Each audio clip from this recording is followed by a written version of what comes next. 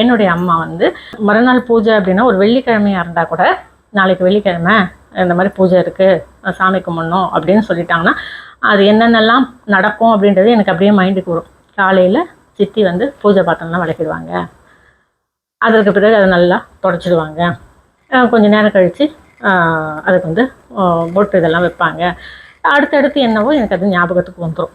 என்னுடைய வேலை என்ன தெரியுங்களா, எங்கள் அம்மா வந்து பூஜை பாத்திரங்கள்லாம் எல்லாத்தையும் எடுத்து வச்சுடுவாங்க. எங்கள் சித்தி அந்த பூஜை பாத்திரத்தெல்லாம் சுத்தப்படுத்தி கொடுப்பாங்க, தொடச்சி கொடுத்துருவாங்க. அங்கே பூஜை ரூமில் கொண்டு போயிட்டு அதுக்கு சந்தனமோ குங்குமம் மஞ்சள் குங்குமம் இதெல்லாம் வச்சும் கொடுத்துருவாங்க. என்னுடைய வேலை என்ன தெரியுங்களா, அந்த விளக்கு, அந்த ஃபோட்டோ, சாமி விக்கிரகம் இதெல்லாம் எங்கெங்கே வைக்கணுமோ அங்கங்கே வைக்க வேண்டிய வேலை தான் என்னுடையது. அது நான் தான் செய்யணும்.